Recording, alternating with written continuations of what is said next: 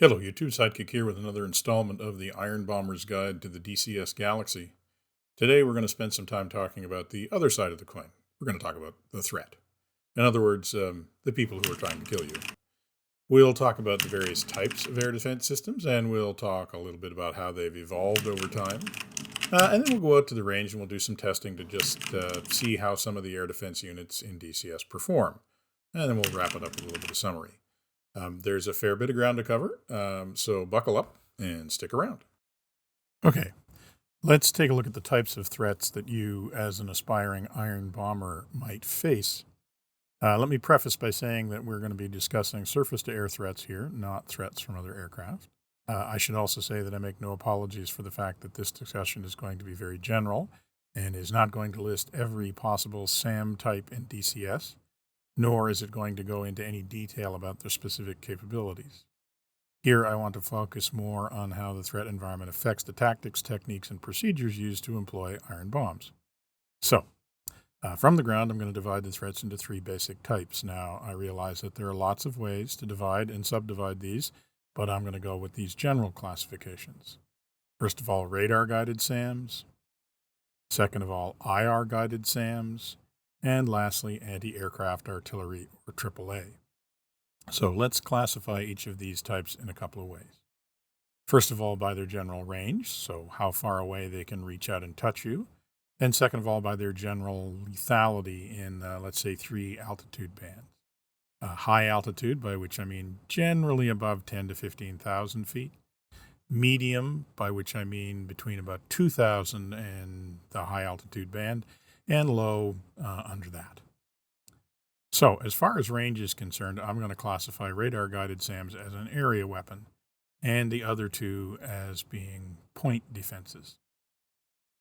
Generally, this means that radar SAMs will have a range to reach you outside of the local target areas, and will be used to deny whole regions of airspace, while the IR and AAA assets will tend to be about protecting a particular local area or high-value asset. Now, as far as lethality goes, it's pretty clear that radar SAMs are the most lethal at high altitudes. I am going to rate them as medium lethality at medium altitudes, not because they don't work well there, but because at these altitudes you generally have more options for evading and defeating their missiles. IR SAMs are typically not designed to work at high altitudes, and again, although they are equally effective at medium and low altitudes, their effectiveness at low altitudes can be compromised by terrain features and sight lines that may hamper their ability to lock you up in time to launch effectively. Now, of course, this is more of a factor in close or hilly or forested terrains. In the middle of a trackless desert, IR missiles will be deadly right down to the deck. AAA has always been most at home close to the ground. Some of the larger calibers can certainly reach quite high, but again, the longer the time of flight of the AAA rounds, the greater the chance that you have of not being where they were aimed, even if they're radar guided. So their effectiveness generally is not great above low level. So at this point, it is useful to pause and discuss how all of these pieces fit together. And it is important to realize that the goal of air defense is not necessarily to kill you. The goal of air defense is to prevent you from employing your weapons effectively.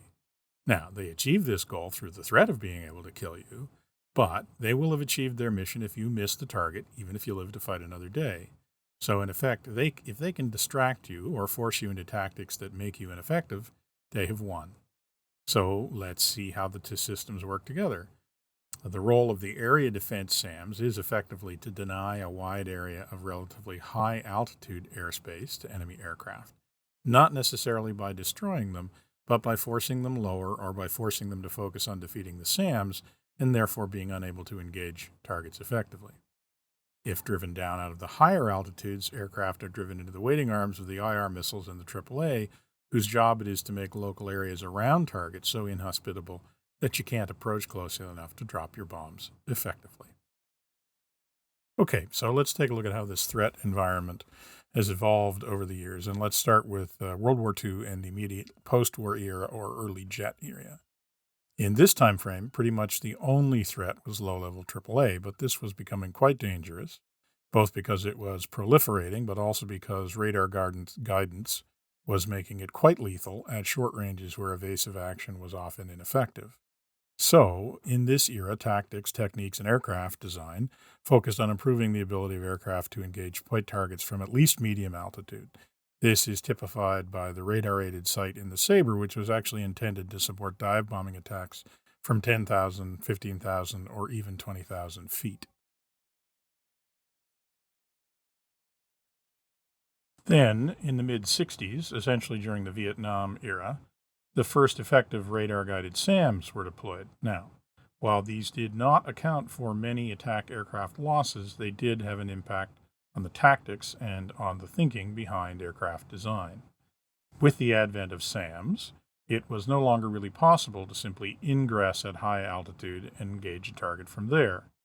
The danger posed by SAMs forced aircraft down to low levels for ingress through an area, but this then put them in the range of the increasingly effective AAA, so the tactics of low-level ingress followed by a tactical pop-up to medium altitude for the attack run evolved. Then, in the 1970s, all of the pieces kind of came together, and we started to see the first truly integrated air defense systems that were multi-layered and effectively provided no place for attacking aircraft to hide. It was no wonder that this came as such a shock to the Israelis during the Yom Kippur War, where they depended on accurate and timely air support to make up for their relatively limited artillery forces. It is also important to realize that this experience in 1973 strongly colored the thinking of designers of aircraft like the A-10 and the Harrier and the Su-25. Faced with the prospect that there really was no place to hide from air defenses, design and doctrine started to emphasize being able to survive engagement with air defenses, particularly AAA, and to some extent IR missiles, rather than seeking to avoid them altogether. So the generation of attack aircraft designed in the late 1960s and 70s put a priority on things like armor and redundant systems and the ability to fly low in close terrain rather than on speed and on high rate of climb or service ceiling. Starting with the early 1980s with Israel's war in southern Lebanon, the pendulum had started to swing back a bit. I refer to this as the era of asymmetric conflicts because they generally featured either sophisticated aggressor air forces who could afford to destroy or effectively suppress the enemy SAM network in advance of close air support operations, or they involved a combatant who simply didn't have access to radar-guided SAMs. Either way, conflicts such as the war in Lebanon after Operation Mole Cricket, or the Soviet invasion of Afghanistan, or the U.S.-led air campaigns in the Gulf have basically featured a decapitated air defense network that had no effective SAM umbrella, although sometimes significant levels of point defenses were still present. In these conflicts, there was a strong premium on keeping aircraft at high altitudes and at standoff ranges where the point defenses were ineffective. And this, in large part, is the impetus behind not only high and medium altitude bombing, such as was practiced by the Soviets in Afghanistan and the U.S. in the first Gulf War, but it has also focused efforts on developing ever more precise standoff weapons to the point where true iron bombing techniques are more or less obsolete in this environment. It should be noted, though, that a lot of modern standoff precision delivery tactics do depend quite heavily on effective suppression of enemy air defenses, a fact which is easily attainable in the current asymmetric conflicts, but might be less dependable in a peer-to-peer style conflict, which could lead to some interesting what-if scenarios that we could play out in DCS. Okay, that's some theory about how air defense systems are supposed to work in the real world. Let's take a look at how they really do perform in DCS. So let's go out to the range. Okay, let's start by looking at a typical radar-guided SAM situation. Here we have an A4 target aircraft entering the tracking zone of an SA-2 radar, and note the time that's about 20 seconds into the mission. Now, you should note that for all of the tests that we're going to do here, the target aircraft is just going to fly straight and level, and it's not going to use countermeasures because I'm less interested in seeing how to defeat the various threats as I am trying to compare their baseline performance. As you will find if you look at any other number of other videos around, including a recent one by Rudell, especially defeating an SA-2 is not particularly difficult, but it is something that you have to focus on to the exclusion of everything else.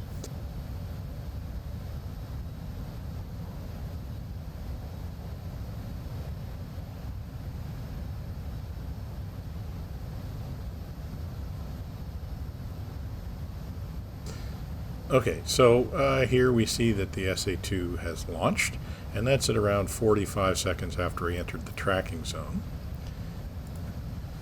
Now, because the SA-2 is a very long-range missile, it does take a while for the missile to get to us. So again, we would have all of this time to take evasive action and deploy countermeasures.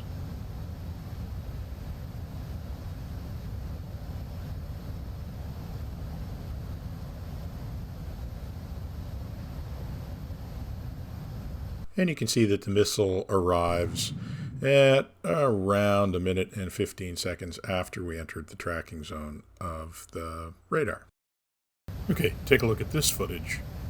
Notice that in each of these three cases, the missile launches at about exactly the same time, which is also about exactly the same time that it launched in the last example. Even though the target altitude ranges from 500 feet all the way up to 10,000 feet, the SAM battery launches at the same time, around 45 seconds.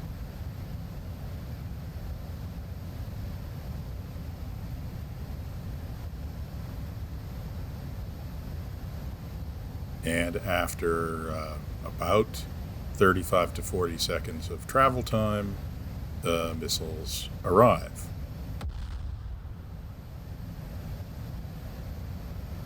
Now, in the case of the 500-foot target, the first missile actually misses, but stick around, folks. The SAM battery is not done yet.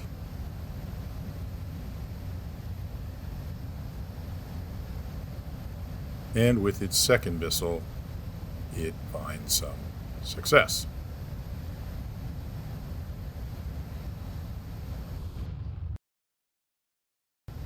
Okay, so we can see for an SA-2 site that regardless of the target's altitude, basically the time it takes to track and launch a missile is pretty much identical.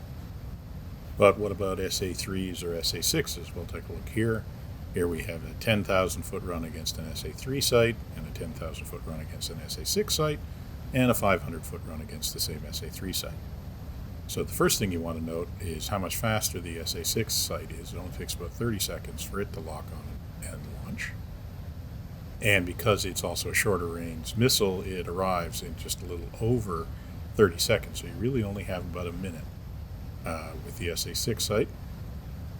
The SA-3's launch parameters are similar to the SA-2, but again, because it's also a short range missile, it arrives a bit faster. And then you can also see that the SA-3 was not actually able to get a kill at 500 feet. Honestly, the testing that I did showed that this was pretty much the breakpoint altitude. Sometimes SAMs could get a kill at 500 feet, sometimes they couldn't. And it should be noted, of course, that although the missiles can hit a target at this altitude, they're pretty easy to defeat if you're flying at 500 feet. And once you get below about 500 feet, you're pretty reliably out of the kill zone of the radar SAMs. Okay, so now the SAMs have driven us down to low level. Let's take a look at how we fare against AAA down here on the deck. First, let's take a look at old school high rate of fire unguided 23mm AAA. So the target is approaching the target area at 100 feet off the deck at 450 knots. And down there we have a ZU-23 just waiting for it. There's actually 3 of them spread around the target area. You can see that it sees the aircraft coming, and it gives it a pretty good go, but it actually doesn't land any rounds.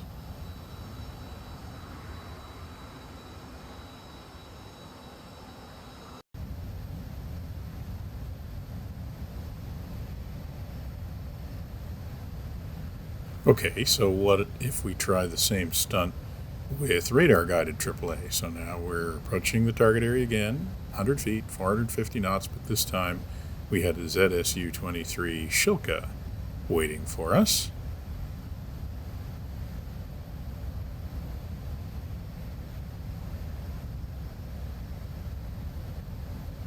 And we can see that unlike the unguided counterpart, the Shilka does not miss. Okay, so what if we go up in altitude? First, let's take a look again at the unguided AAA case. Here we're flying in at 500 feet, 1,000 feet, and 2,000 feet, and let's see how we do against the AAA. And what you're going to see is that at 500 feet, it's pretty much a slam dunk, and we aren't going to survive that very often. At 1,000 feet, after a couple of ranging bursts, the AAA also gets us, but at 2,000 it never does. It comes close, but it just can't seem to take us down. And this is kind of what I found over several runs, that it occasionally could get a kill at 2,000 feet, but the unguided AAA pretty much is only effective underneath 2,000 feet. Okay, let's take a look at the results at altitude with radar-guided AAA. So once again, we've got 3 trials here. We've got a 500-foot trial and 2 1,000-foot trials. Now, the first thing to notice with the radar-guided AAA is that its behavior is quite different. There are no multiple ranging bursts. It's pretty much one and done with the radar-guided. And once again, it's pretty lethal at 500 feet. But at 1,000 feet, something interesting happens. We've got one trial where it shoots and it gets a hit, but it doesn't bring the aircraft down. Another one where it just decides not to shoot because it can't get a solution. So that's kind of interesting behavior at 1,000 feet. And I would say this is pretty much what I found pretty consistently, that the radar-guided AAA is pretty lethal at 1,000 feet and under, but at over 1,000 feet, it's a little bit of a crapshoot about whether or not it will even engage you. If it does engage you, it has a pretty good chance of bringing you down, but it won't always take the shot. Okay, so now let's take a look at IR missiles, and this is where things get, well, a little weird. There's a lot going on here, and I'm not sure I understand it all. I'm not sure some of it isn't undocumented features in the DCS AI, in fact. So, for instance, I did some testing with the SA-9 Strela 1 system. I could not, at any range or altitude, get it to fire, period. So I tried the SA-13 Strela 2, and when I set it to expert level AI, it proved to be uniformly and universally lethal to anything with wings at altitudes from 100 feet to 10,000. Seriously, it never missed anything. However, when I set the system to average AI, it gave some more interesting results, so that's what we'll see here. First, let's take a look at a run at 5,000 feet.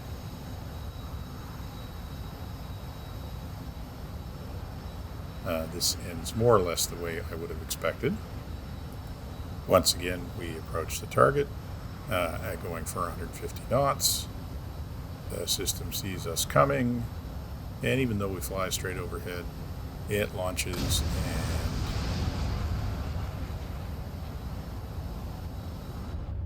gets a kill.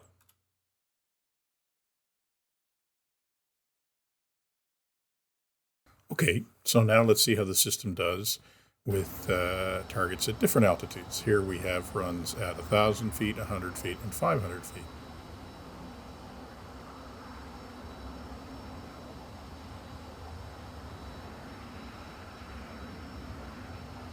At first, it actually appears that the system has failed to engage any of them.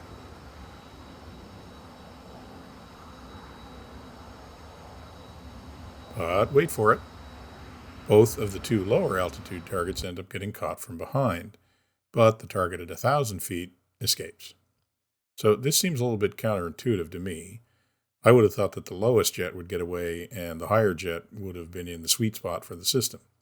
So I'm not sure how much of this is just random chance.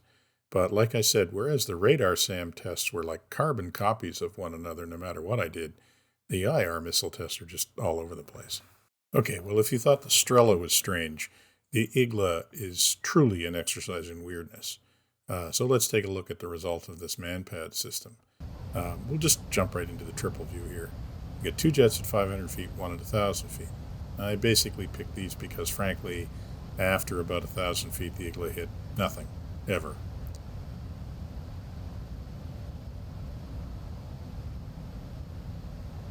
So the middle target dies horribly, almost immediately. But watch the left-hand jet. This guy's call sign has got to be horseshoes. Seriously. Now, as they pass over the target, you'd think we're done, but wait, there's more. As they leave the target area, our trusty Manpadzer has another go, and the jet on the right succumbs. The jet on the left somehow survives. Like I said, horseshoes. Very, very weird horseshoes. So where does that leave us at the end of all of that testing? Well, it's certainly fair to say that radar-guided SAMs and DCS behave more or less like I expected. Essentially, they're an airspace denial weapon. Suffice it to say that if there are active radar-guided SAMs in the area, your life expectancy above 500 feet is about 60 seconds, unless you're actively trying to evade or defeat them, in which case you won't be doing much else. Now, AAA on the whole is maybe a bit less effective than I would have expected, especially the radar-guided variety. Within its kill zone, it's pretty deadly, but on the whole, that kill zone is a bit lower altitude than I expected. Now, what to say about IR missiles in DCS? I'm just really not sure what to make of them. They seem to range from super weapons when set one way to effectively expensive lawn ornaments when set in others. I really couldn't tell you how to figure out which they will be, at least not at this point. I think I need to do some more testing. The one thing that was maybe a bit surprising, although it probably should not have been, is the fact that if you look over your shoulder and something is gaining on you, it's probably a heat seeker with your name on it. Okay, I think we've finally wrapped that one up. That's going to do it for this installment of the Iron Bomber's Guide to the DCS Galaxy. It was a bit of a slog, but I hope you stuck through it till the end. Well, I guess if you're listening to this, you did. I think it was really interesting. I hope you enjoyed it. If you'd like to see more of these kinds of videos, please subscribe and like the video. But for now, this is going to